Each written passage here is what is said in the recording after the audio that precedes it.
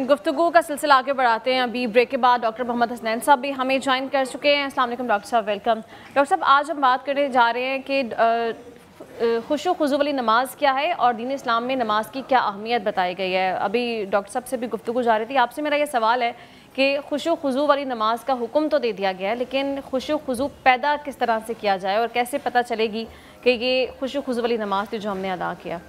इन्नल हम्दुलिल्लाह मा बाद फ़ाऊज़ु बिल्लाहि मिनश्शैतानिर रजीम बिस्मिल्लाहिर रहमानिर रहीम।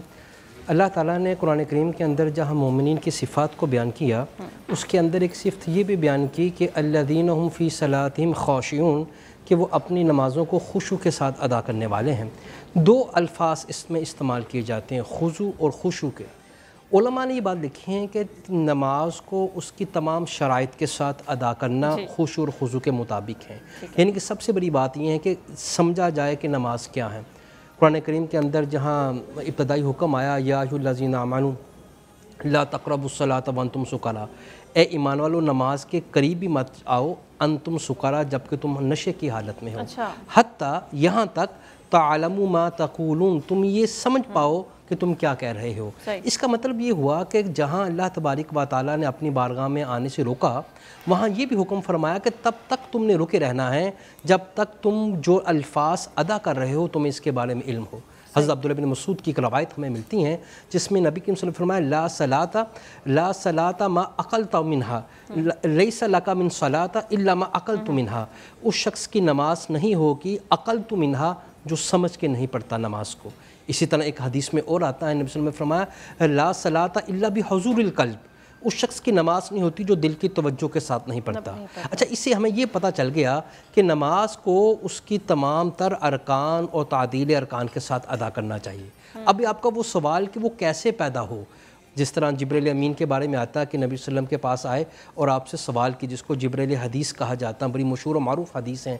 हज़रत अब्दुल्लाह बिन उमर इसके रावी हैं कि आपने कुछ सवाल किए इंसानी शक्ल में आके। उसमें एक सवाल ये भी किया कि या रसूल सल्लल्लाहु आप बताएं कि एहसान क्या है। तो फरमाया तो अल्लाह की इबादत इस तरह करे कि तो अल्लाह को देख रखा अन्ना तारा, अगर तो ये नहीं कर सकता तो कम से कम तुम्हें ये एहसास हो कि अल्लाह ताला तुम्हें देख रहा है। उलमा ने इसका बहुत आसान हल बताया है, वो ये है कि इंसान जब नमाज अदा करे तो बिल्कुल इस तरह अदा करे जिस तरह कच्चा हाफिज़ पढ़ रहा हो नमाज। उसे डर होता है कि एक एक लफ्ज़ कहीं मुझसे छूट ना जाए। तो वो खुशू और खुशू वाली नमाज हो कि वक्त पर अदा की जाए, तमाम अरकान के साथ अदा की जाए और तवज्जो नमाज की तरफ हो, अल्लाह ताला की तरफ। अच्छा डॉक्टर साहब, आप ये बता दीजिए कि कुछ शराइत हैं मुकम्मल तकमील वाली नमाज के, उसमें एक शर्त ये भी है कि आप बावज़ू होने चाहिए, पाक सब जगह का इंतखाब होना चाहिए, कपड़े आपके साफ़ सुथरे होने चाहिए। लेकिन हमारे यहाँ मकामी अफसोस है कि इन चीज़ों को में बहुत गफलत बरती जाती है। ऐसे लोगों के बारे में क्या कहा गया है? और कुछ लोग ये भी करते हैं कि जी वज़ू किया है अज़ान ज़ोहर के वक्त और अज़ान नमाज मग़रिब भी उसी से अदा हो रही है, क्या ये ठीक है? बिस्मिल्लाहिर्रहमानिर्रहीम। यकीनन बड़े अहम सवालात हैं दोनों जो आपने किए हैं। पहली बात तो ये है कि नमाज के अरकान को नबी करीम सल्लल्लाहु ने बड़ी वजाहत के साथ बयान कर दिया। क़याम भी नमाज का हिस्सा है, रुकू भी नमाज का हिस्सा है, सजदा भी नमाज का हिस्सा है, तशहुद भी नमाज का हिस्सा है। ये तमाम अराकीन को पूरा करना नमाज के लिए बेहद ज़रूरी है। उससे पहले वज़ू होना, बावज़ू होना, वज़ू के भी अरकान जो हैं वो बताए गए हैं कि किस तरह वज़ू करना है, उसकी शराइत भी बताई गई। तो यकीनन एक मुसलमान के लिए तो फरमाया है कि जो पहली वही के बाद दूसरी वही अल्लाह ताला के प्यारे हबीब जनाब मोहम्मद रसूलुल्लाह सल्लल्लाहु अलैहि वसल्लम पे नाज़िल हो रही है, वो यही है ना, वसियाबक फताहिर, आपने अपने कपड़ों को पाकीज़ा रखना है, आपने तहारत का ख्याल करना है। बाद औक़ात बड़ी शर्म का मुकाम है कि बाद औक़ात लोगों को जब कहा जाता है नमाज की तरफ आएँ तो वो आगे से कहते हैं कि कपड़े हमारे पाक नहीं हैं। तो वो कैसा मुसलमान है जो पाकीज़गी का ख्याल नहीं करता। यकीनन बावक़्त नमाज पढ़ना बर वक्त, क्योंकि नबी करीम सल्लल्लाहु अलैहि वसल्लम ने फरमाया कि अल्लाह ताला के यहाँ सबसे अफजल अमाल में से बेहतरीन अमल ये है कि अस्सलातु अला वक्ती, या नमाज को उसे वक्त पर अदा किया जाए। और दूसरी चीज़ जो है नमाज में खुशू खुजू के हवाले से भी देखें, बावज़ू भी होना चाहिए, कपड़ों की पाकीज़गी भी ख्याल होना चाहिए। फिर ये कि ताबुदुल्लाह का अन्ना का तरा, अल्लाह को जिस तरह बंदा देख रहा है, नहीं ये कैफियत नहीं आती तो अल्लाह ताला आपको देख रहा है, ये कैफियत तो इंसान पैदा करे। और दूसरा इसमें डॉक्टर साहब भी फरमा रहे थे, यकीनन नमाज हमने जब पढ़नी है, हमारे बहुत सारे लोग जो हैं हम कहते हैं कि जब अरब के लोगों को हम देखते हैं, मैं शरीफ में तरावी की वीडियो सामने आती है, हम अक्सर देखते हैं उनका आंखों जो है आंसू जारी होती हैं आंखों से। तो हम यहाँ पे ऐसी कैफियत क्यों पैदा नहीं होती? यहाँ पे तो वो आप देख रहे होते हैं एक ट्रेन जा रही है, बस ख़त्म करने, सिपारे ख़त्म करने, ज़कात को पूरा करना, ऐसा नहीं है। नबी करीम सल्लल्लाहु अलैहि वसल्लम के बारे में हज़रत हुज़ैफ़ा फरमाते हैं کہ नबी पाक सल्लम के साथ मैंने नमाज़ पढ़ी। नमाज कैसे पढ़ते हैं? नबी पाक सल्लम लंबी लंबी नमाज़ पढ़ते, हत्ता कि फ़जर की नमाज़ के बारे में आता है कि पहली रकत में 100 आयात की तिलावत करते, दूसरी रकत में कम से कम 60 आयात की तिलावत करते।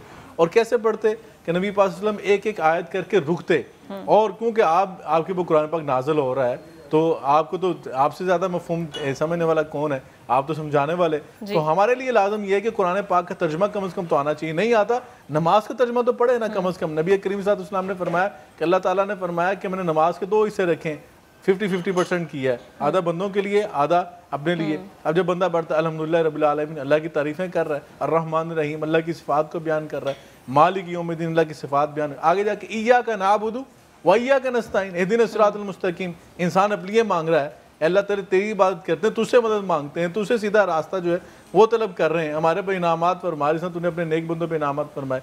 तो 50-50% चेहरा होता है। लेकिन कितनी बदकिस्मती का आलम ये है कि हमें नमाज का इल्म ही ना हो, जो चीज़ हमने 5 दफ़ा सारा दिन करनी है। नबी पाक सल्लम का मामूल ये था कि आप रहमत की कोई आयात आती हैं तो अल्लाह से रहमत तलब करते, रुक रुक के अल्लाह से रहमत तलब की जाती।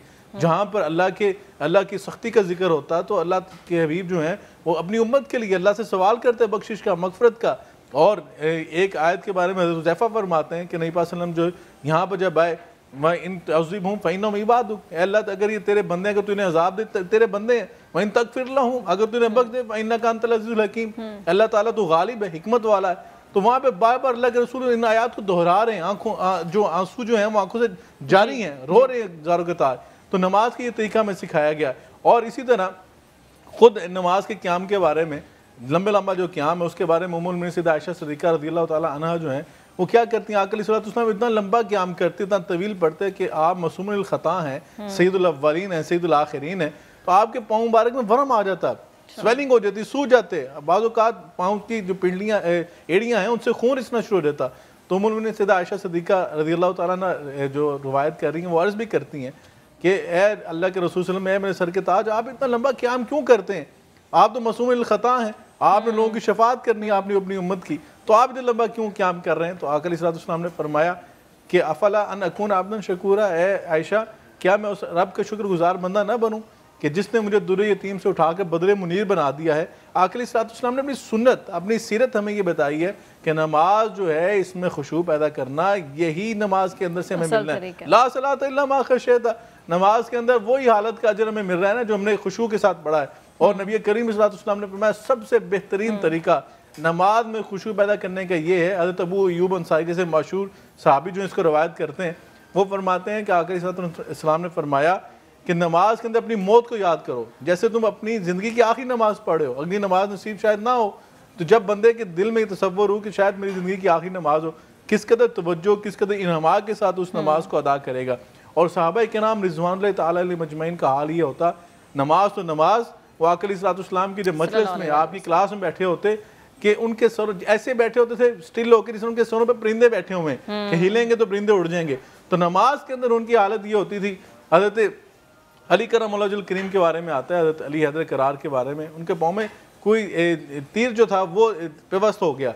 तो डॉक्टर ने कहा, तबीबों ने मशवरा दिया इसको निकालना पड़ेगा। तो आपने फरमाया कि जब मैं नमाज के हाथ में खड़ा हूँ तब निकाल लेना, तब मुझे जो है शायद तकलीफ ना हो। अच्छा। तो इस कदर इन्हमाक के साथ, इस कदर तवज्जो के साथ जो है जब नमाज पढ़ी जाती है, और दुनिया से बेरगबती, दुनिया की तरफ ध्यान नहीं होना चाहिए, और नमाज के अल्फाज पे गौर व फिक्र होना चाहिए जरूरी है। और नमाज के अल्फाज पे जब बंदा गौर व फिक्र करता है तो अल्लाह की पाकी बयान करता है, अल्लाह की बड़ाई किबरियाई को बयान करता है। इसके अंदर इस्तगफार के अल्फाज हैं अपने लिए भी, अपने वालिदैन के लिए भी, और अल्लाह से रहमत की भीख मांग रहा है बंदा, और अल्लाह की तस्बीह को बयान कर रहा है। और यकीनन जब हम इस नहज पे आएंगे, इस नहज पे जब पहुंचेंगे तो देखिए नमाज कितनी खूबसूरत होंगी और इन्हमा किस कदर होगा। और खुसूसन हज़रत अबू हुरैरा की भी रवायत है, वो फरमाते हैं कि नबी पाक ने फरमाया कि अपनी जो नमाज के अंदर जो नज़र है वो अपनी सजदा गाह पे रखो, तवज्जो के साथ, इन्हमा के साथ। और इसी तरह बाद वक़्त हम देखते हैं अपने सर में खारिश कर रहा है कोई, और अपने हाथ को सुलझा रहा है कोई, अपने पॉकेट में मोबाइल को साइलेंट कर रहा है। तो ये सारी चीज़ें ऐसी हरकत, बिल्कुल ऐसी हरकत जो ये नमाज के खुशू ख़त्म करती है। बिल्कुल। अच्छा डॉक्टर साहब, इसी चीज़ को अगर आगे प्रोसीड करें तो ये बताएगा कि डॉक्टर साहब ने बड़ा अच्छा वैसे एक्सप्लेन कर दिया कि हमने वैसे कहीं किसी अच्छे इवेंट में जाना हो या कहीं पे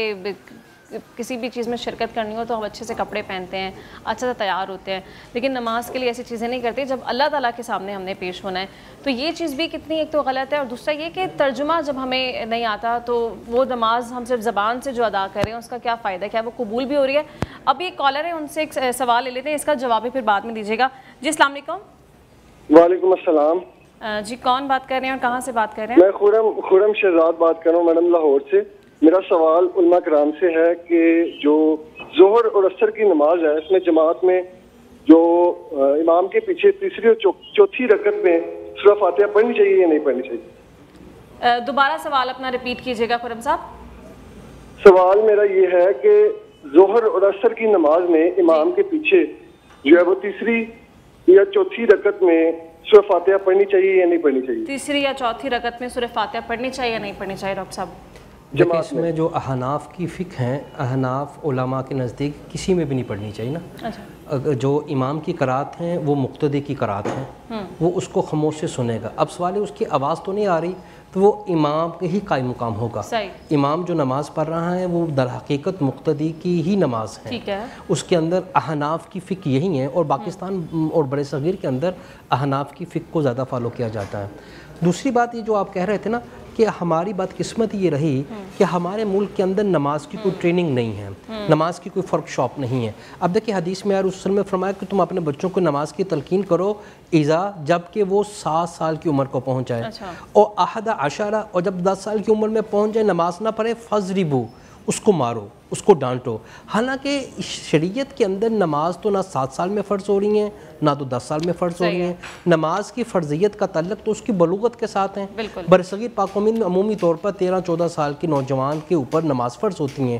یہ 7 سال ٹریننگ کا ہے، یعنی کہ بچے کو اس سطح پہ تیار کیا جائے کہ وہ خالق کائنات کے سامنے کھڑے ہونے جا رہا ہے. نبی صلی اللہ علیہ وسلم نے فرمایا بہت سے نمازی ایسے ہیں جن کو اپنی نماز میں مشقت کے علاوہ کچھ نہیں ملتا. اور ایک اور روایت میں آتا ہے رسول نے فرمایا کچھ نمازی ہیں جب نماز پڑھ کے جاتے تو ان کو نماز کا صرف 10واں حصہ ملتا ہے، کیوں کو 7واں، کیوں کو 8واں، کیوں کو 9واں، کیوں کو دوسرا. فرمایا یہ اس کی اپنی نماز کی ادائیگی پر ہے. جس طرح میں نے جانے سے پہلے یہ ایک حدیث جو میں نے آپ سے عرض کی، لیس علی الصلاۃ کا الا اکلت منہا، اس کی نماز ہی نہیں ہوتی. لیس لک من الاجر، یعنی کہ ایسی نماز جو بغیر سوچے سمجھے اور مفہوم کے ادا کی.